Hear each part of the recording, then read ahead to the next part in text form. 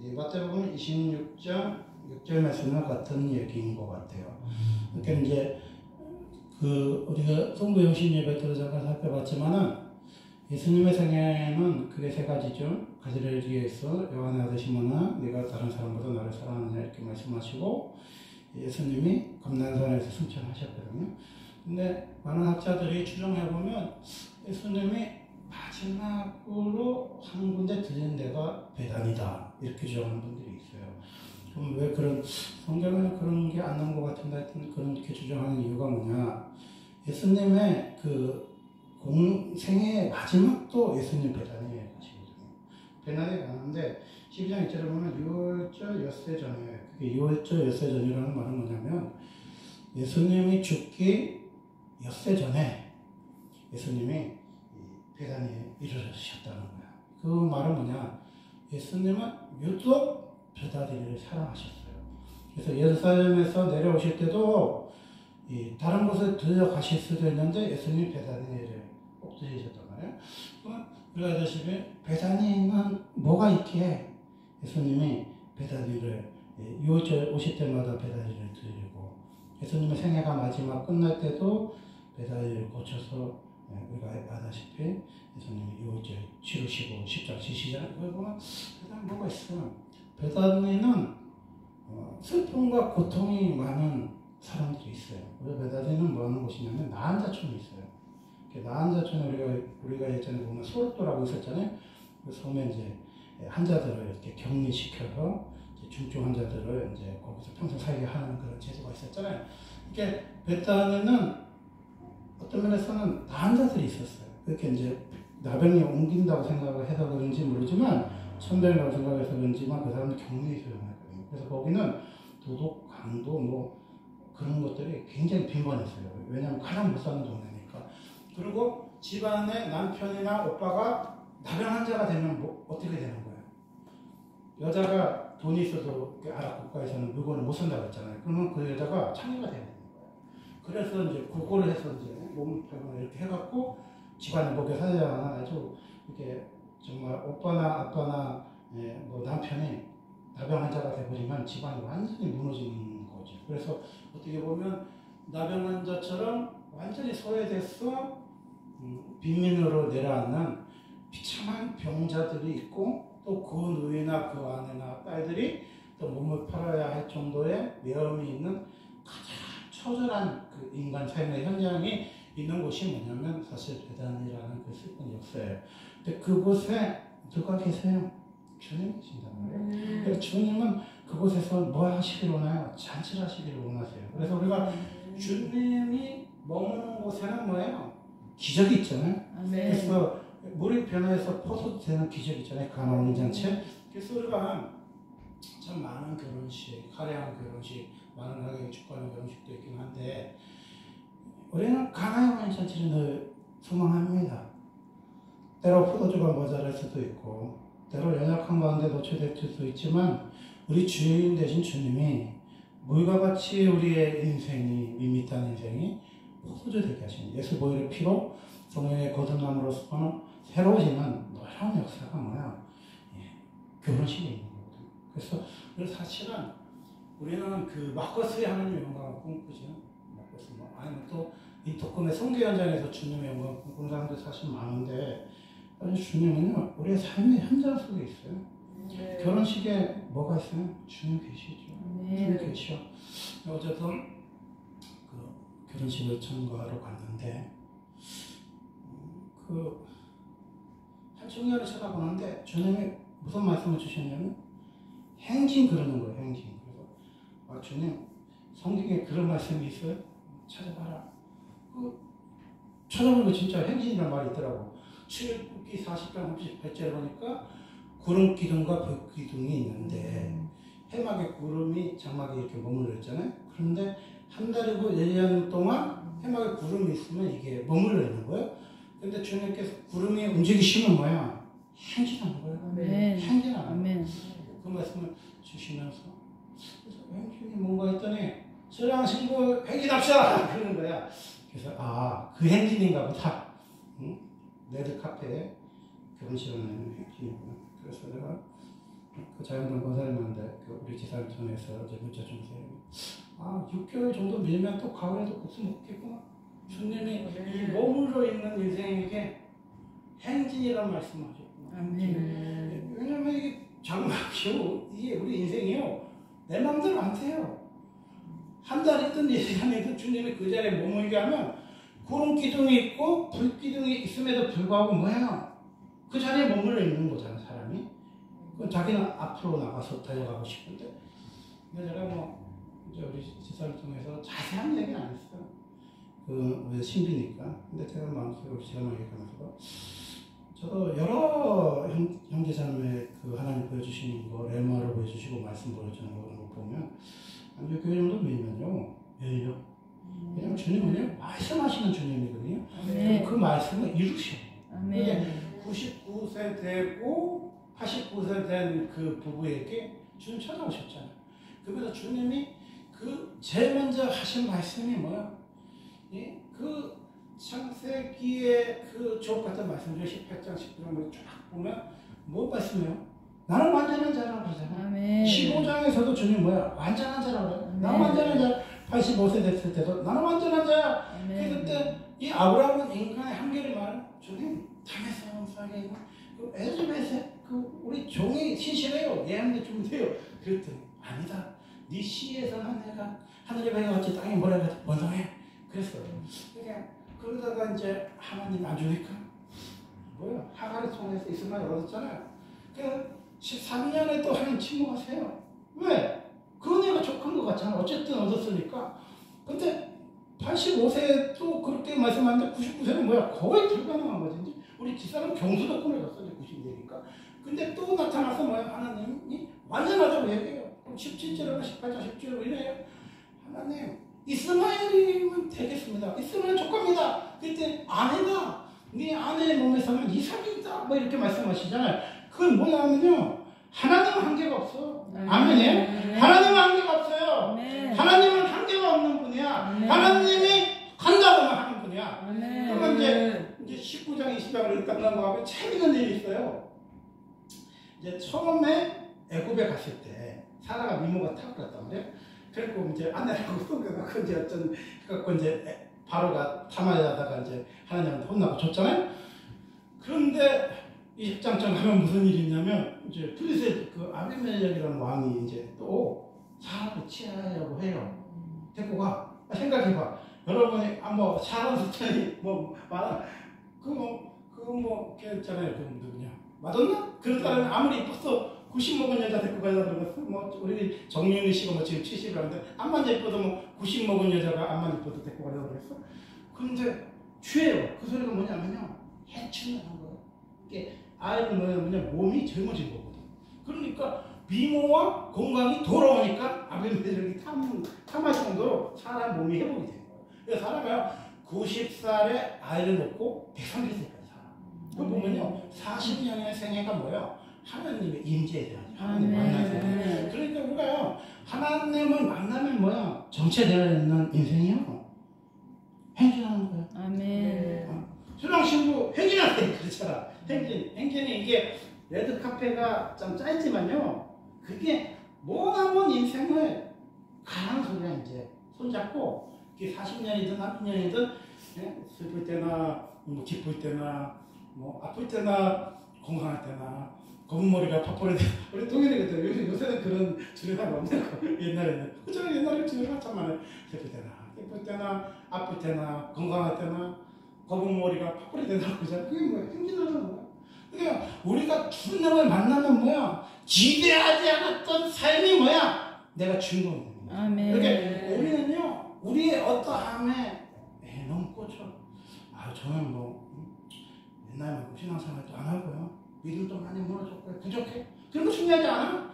주님의 레마가 주님 말씀이 임하는 게 중요해. 아멘. 그 사람은 뭐라고 합니까? 웃었잖아.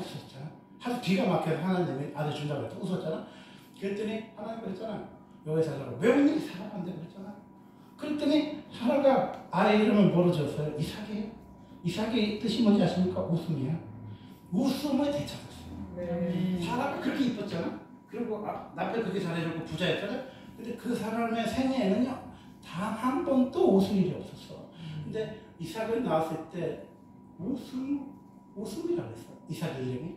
하나님이 빼앗아간 사라의 생애에서 웃음을 찾아주시는 거지. 기쁨을 찾아주시는 행복을 찾아주시는 그게 뭐야? 주님 만난 순간이에요. 그래서 우리가 주님을 만나면요 행복해. 그래서 우리가 나의 마음에 주님을 모셔놓고 주님 모셔놓고 다니면요 너무 재밌어. 필리사를 다 이제 남편 넘어서서 물질이 막 보이더라고. 조금만 기도를 하면 남편이 안 줘도 뭔가가 이게 막 물질이 막 배이는 게 막 보여. 그래서 주님하고 뭐 시고 서면서 내가 가서 뭐 신지사님한테 뭐 좀만 더 기도하면 물질이 열립니다. 그러고 싶지는 않고 주님하고 막 웃는 거 수비를 이렇게 만나는데 주님 쟤는 제가 공룡이 주님이에요. 주님으로 좀 바꿔주세요. 주님이 목자되세요. 뭐 그러면서 수빈이에게도 주님을 그렇게 얘기하고 여러분 어땠어요? 우리 주님 모셔놓고 주님과 함께 가세요. 그러면 주님이 어떤 분이시냐면 주님은 예루살렘 성전에서 역사하시고 우리의 마음이 기도하는 기도에만 응답하실 분이 아니에요. 가나 혼인 잔치에서도 주님이 노릇된 포도주를 바꾸셔서 놀라우신 은혜를 내리셨던 분이잖아요. 그리고 야이로의 딸이 운명하는 그 장례식장에서도 뭐야? 주님 소녀야 달리라고 일어나라고 말씀하셨잖아요. 그 나이상 가부가 그 하나밖에 없는 그 뭐예요? 자기 아들을 잃어버렸을 때 그 슬픔 행진이 이렇게 모여와요. 근데 주님 행렬이 지나가죠. 이 교차점에서 주님이 간특공 손이 돼요. 여러분 간특공 지나가는데 여러분 손댄 사람 봤을 거 없어요? 어느 훌륭한 목사님이 간특공에 대고 안 사는 사람 있어요? 소녀야! 이렇게 하는 사람 있어요? 없어. 왜? 안 일어나? 그게 무슨 방식이고 어떻게 출소가 하겠어? 예수님이 가슴 앞에서 딱 이야기해요. 청년아! 일어나라! 그랬더니요. 간특공 딱 해서 일어나는 거야. 그러니까 주님은 어떤 분이요? 기쁨이시요. 우리의 생애는 뭐예요? 장례식장으로 그 청년을 하나밖에 없는 그 가부의 아들을 묻으러 가는 그 너무너무 슬프고 가슴 아픈 행렬 속에 주님과 마주치는 거야. 주님이 찾아오시는 거야. 그래서 주님이 뭐야? 말씀하시는 거야. 청년아 일어나라. 아직도 우리의 삶 속에서 주저앉아 있고 울고 싶고 정말 어저께도 그렇게 예쁜 자매 형제를 축복하고 싶지만 내 삶이 너무 초라하고 너무 비참해서 정말 갈까 말까 얼마나 많은 날을 고민하고 괴로워하면서 온 사람들이 있지 않겠어요? 근데 하나님이 수비를 왜 보내주셨겠어요? 주님 삶 속에 진정한 목자가 뭐야? 주님이라는 거예요. 주님이 이제 목자 되시는 거예요. 우리 그 경석이 청년 속에서도 오랫동안 머물러 있었지만 앞으로 나갈 근육이 영적 근육이 약해졌지만 주님이 뭐야? 행진하는 거잖아. 이제 구름 기둥과 불 기둥이 이동한다는 거잖아. 앞으로 간다는 거잖아. 근데 불 기둥과 구름 기둥이 앞으로 가면 뭐야? 내가 전진하는 거야. 안 되면 군대가 이렇게 가는 거거든요. 그러니까요. 참 한 청년의 결혼이요. 여러 사람이 행복하는 거야. 주님이요.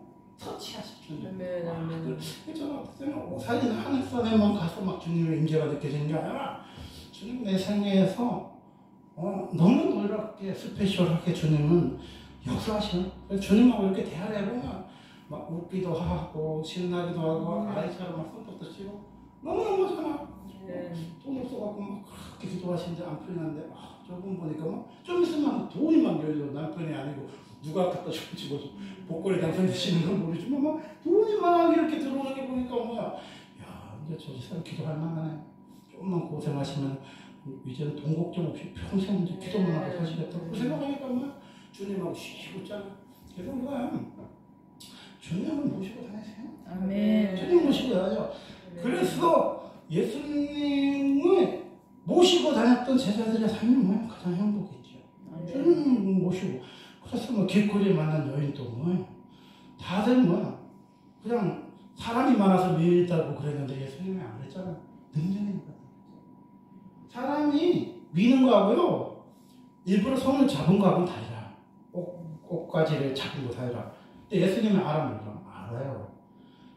그 제자들의 주장처럼 사람이 많아서 미칠 수 있어. 이렇게 밀릴 수 있어. 보디가드를 해줘도. 근데 예수님은 일부러 손을 잡고 일부러 옷가지를 만지는 건 달라요. 예수님은 능력이 나와요. 그래서 그 자리에 멈추시죠. 우리가요, 예수님은 걸어가시는 예수님은 멈추게 하는 능력이 우리 삶 속에 멈추잖아. 주님 멈추니까 제자들이고 주변 사람들이 다 멈추잖아. 그래서 주님이 스톱하잖아. 누가 내 옷을 만졌다. 그러니까 그 여인이 들어가. 그래서 예수님은 손을 알고 있더니 따라 네가 구원해받았다.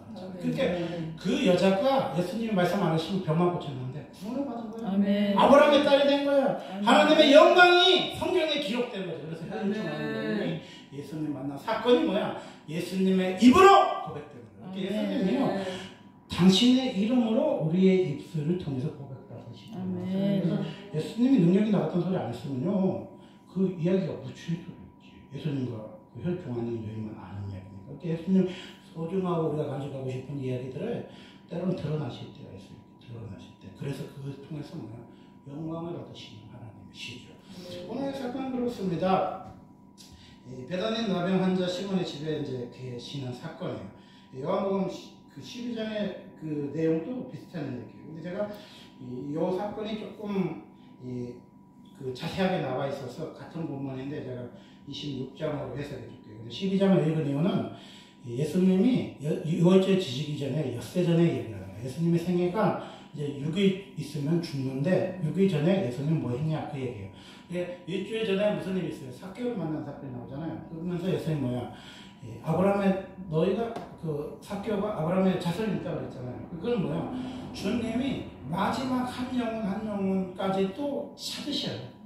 잃어버린 그 양을 찾으러 오셨다고 했잖아요. 그래서 삭개오 사건도 예수님 생에 얼마 남지 않았던 사건이에요. 그리고 이 베다니엘의 문둥이 시몬의 집에 계신 그 사건이나 또는 요한복음 12장에 있는 그 죽은 나사로가 거기 있는 그 사건이나 이게 같은 베다니에서 일어난 사건이거든요. 그걸 통해서 무엇을 말씀하시냐? 주님이 사람들을 참 좋아하시고 참 사랑하시고 보고 싶어요. 그래서 주님이요, 마지막 이 생애 끝날 때 뭐 예수님의 엄마 마리아를 찾아가거나 동생을 찾아가서 엄마를 부탁하거나 하자. 예수님 뭐냐? 주님의 생애를 사셨어요. 주님의 공생애를 사셨어요. 그 공생애 속에서 뭐야? 우리를 끊임없이 찾고 사랑하시고 우리를 통해서 회복시키기를 원하시는 사건이 뭐야? 주님을 만나는 사건이에요. 마태복음에도 그렇고 마가복음에도 그렇고 요한복음에도 그렇고 마태복음에도 그렇고 이 항류 사건이 다 나옵니다. 그만큼 중요해요.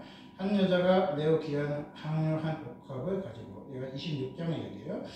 26장 7절 말씀인데 옥합을 가지고 나아가서 식사하시는 예수의 무리를 보니. 근데 이 항류가 뭐 요한복음에서는 그 나사로 동생 마리아다 뭐 이렇게 나왔는데 이 마태복음은 한 여자를 이렇게 표현해요. 항류를 옥합을 가지고 나와서 식사하시는 예수님 머리에 부어요. 이렇게 이제 어떻게 보면은 이거는 좀 희귀한 일이죠. 뭐 예를 들어서 우리가 밥 먹는데 누가 내 머리에 뭘 부으면 좀 기분 안 좋잖아요. 근데 이 여자는 왜 그런 퍼포먼스를 했냐? 그 예수님의 장래를 알았던 것 같아요. 예수님 곧 있으면 십자가에 쳐야 된다는 것을 영적으로 해안에 있는 분이니까 안 것 같아요. 그래서 좀 어떻게 보면 돌발 행동을 한 거지. 옥합을 깨뜨려서 예수님 머리에 부은 사건이 있어요. 근데 이제 그 요한복음 같은 데는 이 사람들이 이제 붕괴한 곳으로 나오기도 하고 어떤 본문에는 가룟 유다가 붕괴한 곳으로 나오는데 여기는 제자들이 보고 붕괴한 곳으로 이야기해요. 그러면서 뭐라고 말하나? 무슨 의도로 이것을 허비하느냐. 아멘. 이렇게 우리의 관심은 뭐예요? 예수님이 아니죠. 이 옥합의 가치에 있는 거죠. 이 옥합이 뭐 300대라면이나 그래서 뭐 300명의 불쌍이를 어쩌니 하잖아요. 그렇게 제자들조차도 뭐야? 예수님보다 그 옥합의 가치에 마음이 뺏기는 거죠. 그걸 엄청난 건데 그걸 그냥 예수님이 헌금했으면 제자들도 맛있는 거 건데 그걸 아깝게 깨가지고 낭비한다 뭐 이런 거잖아요. 이렇게 우리의 생애가 뭐냐면 허비하는 사랑이에요. 허비. 이게 허비는 뭐냐면요 쏟아붓는 거예요. 그냥 우리가 낙도에 가려면은 한 사람이 움직이는 것도 한 30만 원, 50만 원 정도 경비가 되고 한 팀이 움직이면 500만 원, 1000만 원 된단 말이에요. 한 번씩 그 우리가 말하는 그 단기 선거를 가면 디저트를 가면 그리고 딱도에 막 후원을 해주는 것도 1년에 막 그 어떤 교회는 한 달에 10만 원씩, 5만 원씩 개인으로 하면 3만 원씩 뭐 엄청난 많은 사람들이 후원하잖아요. 그럼 10년, 20년 가면 그 사람이 뭐입니까? 할머니 한 명 앉아있고, 뭐 할아버지 한 명 앉아있고, 정신 안 좋은 아저씨 한 명 앉아있고, 뭐 교회 비세고, 뭐 물세고, 뭐 그런 교회 세숫대와 받쳐놓고 막 예배드리잖아요. 그런 거 보면 허비하는 것 같은 인생이 있잖아요. 그 목사님 생애도 허비하는 것 같고, 거기 오는 선교팀도 허비하는 것 같고, 거기에 물질로 후원하는 사람들도 허비하는 것 같잖아요. 근데 인생은 하나님께 하는 거는 허비하는 생애가 아니야. 네. 하나님은 어떤 분이시냐면요, 그 하나님 홀로 영광을 받으시는 분이에요. 예를 들어서 교회가요, 아무도 없는 교회가 있어도 의미가 없습니까? 있어요. 누군가가 와서 기도할 수 있잖아. 그리고 목사님만 있는 교회, 뭐 정선이라든지 운칠이 그런 데 가면요, 목사님만 있는 교회도 있어. 목사님 가족 있는 교회도 있어. 아무 성도가 없어. 그런 교회는 아무런 의미가 없어요. 있죠. 교회가 그 지역에 있고 없고가 왜 의미가 있고 없고가 있겠어요? 있어요. 우리 예전에 선교팀이 그때 봉고 잡혀서 갈 때인데 눈이 많이 왔고 막 그 차에 끼우는 거 있잖아요. 체인이 막 까맣고 막 뒤에서 떠밀고 갔는데 제가 아는 그 자매님이 피아노를 성남에서 기증해 주셔서 성남에 가서 피아노를 중국 피아노를 하나 싣고 그 정선 운칠이 그 아주 막 대가연치 가서 그 넘는 데까지 눈이 펄펄 오는데 싣고 갔어요. 지금으로 보면은 진짜 뭐 쿠팡이 반나절이 오는 시대인데 옛날에는 그랬어요. 옛날에 진짜 사람이 직접 배달을 해야 하는 그런 시절이에요. 피아노를.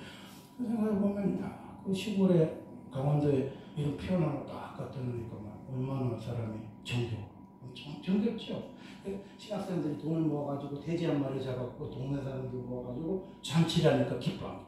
엄청 기뻐요. 그래서요, 주님은 위대하신 분이에요. 주님 선하신 분이에요. 그래서요, 주님이 하시는 어떤 일도 뭐야? 허비하지가 않아. 허비하는 인생이 아니야. 그래서 보면 우리는 기도를 좋아하잖아요. 한 사람은 시끄럽죠. 기도를 좋아하는데 사실 주님과 깊은 독대에 있는 사람은 뭐야? 삼각산에서 어디서 주님 만나겠어요? 막 초입구에 막 등산을 이제 시작하려고 막 사람들이 막 이렇게 나무 짝대기 들고 막 신발 입고 눕는데 그런 데서 기도하겠어요? 대부분 어디서 기도해? 북한이나 삼각산이나 그 아주 높은데 저희가 가까이에 있는 그 바위 하나 거기 딱 졸다 보면 뒤 떨어져서 죽을 수도 있는 그런데 소나무 밑에 가서만 주야! 주여 기도하잖아. 그럼 뭐야? 그런 분들은요, 그 수도원에 있는 거예요. 수도원이면서. 그러니까 우리는요, 하나님 때문에 논하지를 못해. 우리는 사람 많은 게 좋은 것 같잖아. 사람들이 부축거리는 게 좋은 것 같잖아. 그럴 때도 있는데, 때로는요, 주님이 우리에게 수도원이나 수양관에 집어넣으실 때 있어. 그때는요, 사람이 안 찾아오는 게 그런 데는 좋은 거예요. 사람이 자꾸 와서 산만하고, 마음을 시끄럽게 하고 어지럽히면 좋은 게 아니에요. 그래서 이렇게 영이 참 이렇게 우리가 거의 득도를 할 정도로 맑으면요, 윤석재 목사님 그런 얘기 하셨거든요. 마시는 만 갔다 와도 다르다. 기도를 많이 하는 분들은요, 마시는 만 갔다 와도 이게 느껴지는 부분이 있어요. 하나님께 기도에 잠겨 있을 때나 사람만 쳐다봐도 많은 사람들이 머무는 곳에 가도요, 막 흙이 시끄럽고 정신이 없고 꿈이 산만하고 그런 거 느낄 때 있어요. 근데 우리는요, 주님과 있는 시간은 늘 귀한 거야. 봐봐요. 예수님의 제자들이 가장 항암했을 때 언제야? 그 변화산에 올라갔을 때 베드로, 요한, 야고보 전 인류의 인구 중에 3사람만 예수님이 뽑혀갖고 갔잖아. 그들이 갔더니 그 성경에서만 보던 누구를 만나요? 모세를 만나잖아. 그리고 그 성경의 능력자 누구야? 엘리야를 만나잖아. 한 손에는 뭐야? 한편에는 모세가 있고 한편에는 엘리야가 있고 그 가운데 누가 계세요? 주님이 계시잖아. 그러니까 자기도 모르게 이상한 소리 하잖아. 주님, 초막 3개를 지어서 하나는 모세를 위해서, 하나는 엘리야를 위해서, 하나는 주님을 위해서 지고 여기가 좋습니다. 그랬잖아요. 베드로가 그게 뭐예요? 수양관 영성이에요. 수도원 영성이에요.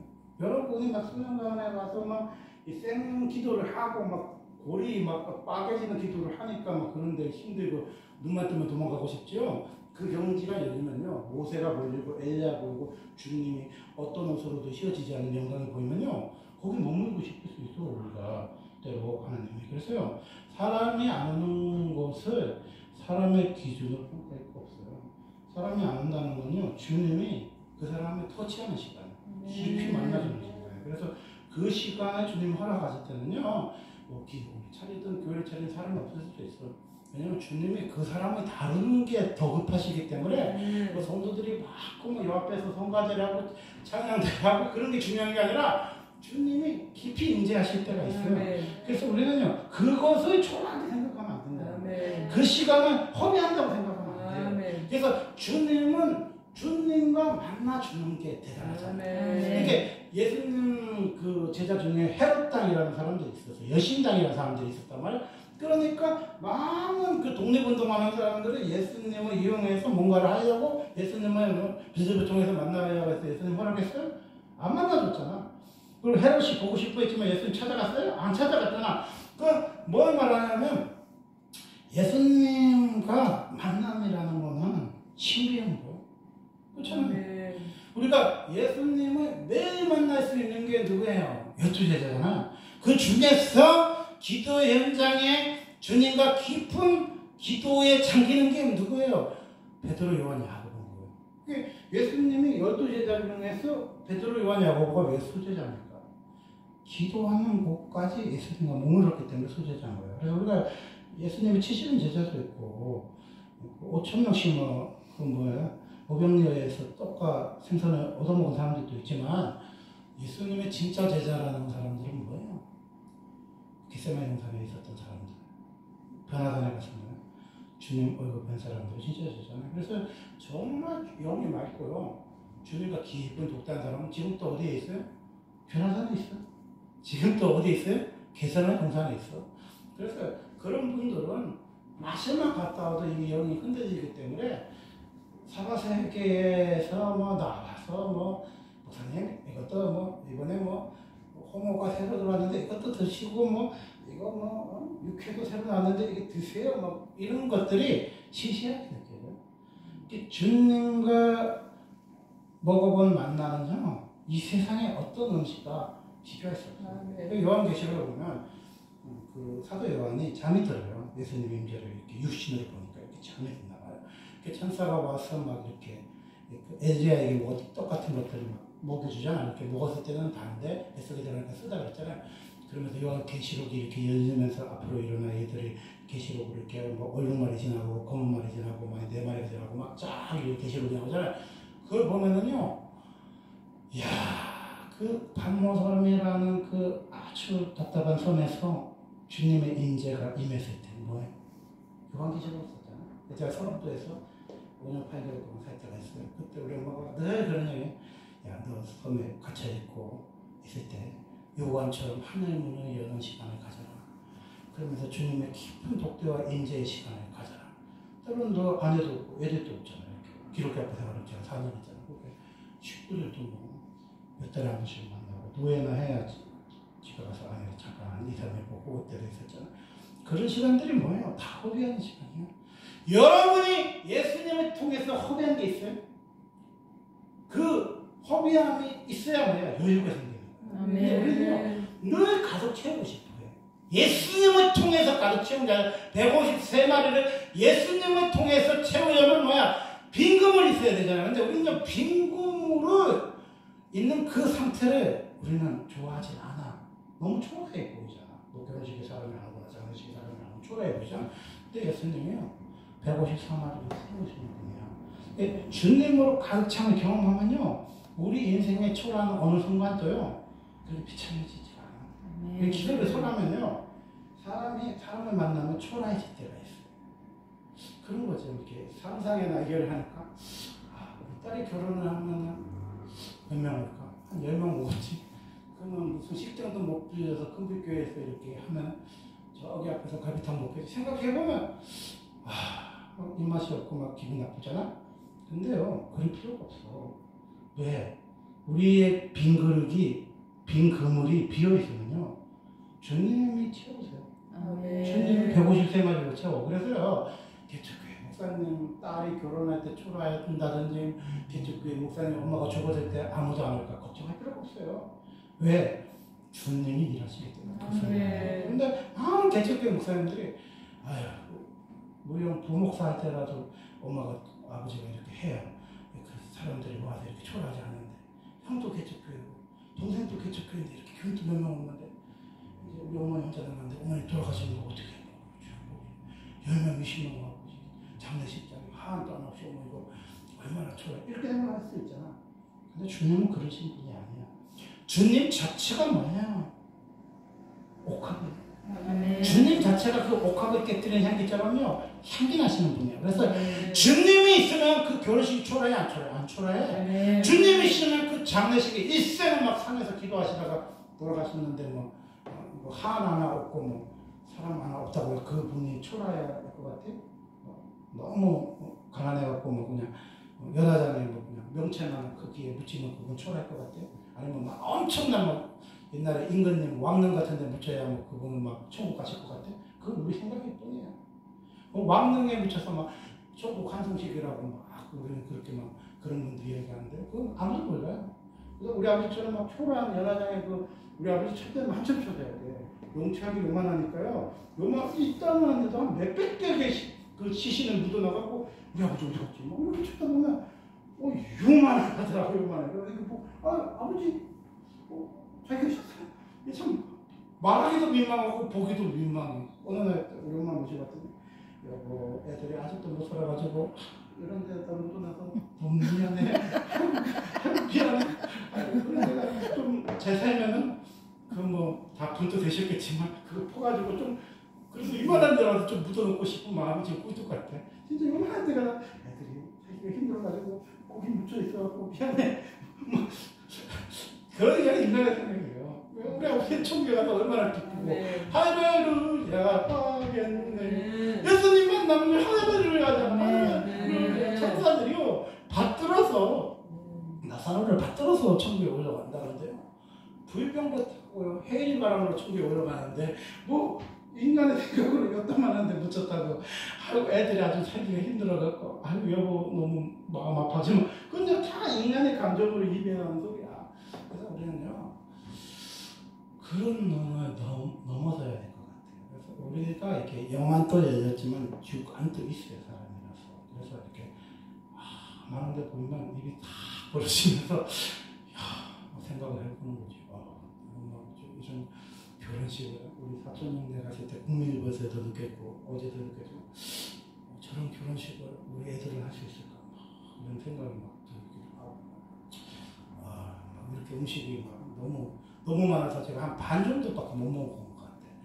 뷔페 한 바퀴 돌면 두 번 갖다 먹으면 다 먹는데 두 번을 갖다 먹어도 못 먹은 게 너무 많더라고. 이렇게 보니까 한 바퀴 이렇게 돌아보니까 안 먹어본 게 너무 많더라고. 정말 음식도 너무 맛있는 게 많고 식장도 너무 화려하고 사람들도 많이 오셔가지고 참 감사한데 우리가 인식해야 될 것은 뭐냐면 주님의 잔치를 기대하세요. 예수님이 우리에게 주시는 잔치는요 우리가 준비한 잔치에 비해서 초라하지 않으세요. 왜냐하면 주님이 그 옥합만 못 하겠어요. 그 옥합이 뭐 300대라는 300명의 옥합이든 제자들이 분개처럼 예수님 그렇게 초라하신 분이 아니에요.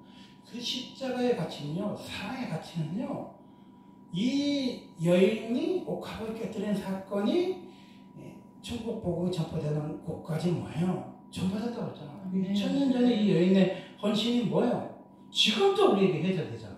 그렇잖아요. 우리가 뭐 300명 데리고 금광에 똥 싸고 사는데 20년, 30년 가면요, 그래서 그분이 꽃분인지 무슨 뭔 사람인지 잊혀져, 세상의 영광. 근데 이 여인의 헌신이 뭐예요? 2000년이 지나가서 지금도 뭐예요? 해결되잖아요. 옥합을 깨뜨리는 거잖아요. 그래서 하나님께 하는 것만이 뭐예요? 영원한 거예요. 하나님이 하시는 것만 뭐예요? 영원한 거예요. 그래서 우리는요, 세상의 초라한 거에 실망하지 말고 하나님을 더 깊이 이제 더 영이 맑아지고 더 깊이 들어가면 그런 것도 너무 쓸 수도 있겠지. 네. 사람 많이 보이고 뭐 맛있는 거 하는 거에 막 내가 작아지고 막 비참해지고 초라해지지 않을 수도 있지. 인간의 감정이 저도 완전히 하나님과 독대했다 해서 하나님 음성을 듣는다 해서 완전히 없는 건 아니에요. 제 사감이라든지 제 개인 감정이 있긴 있어요.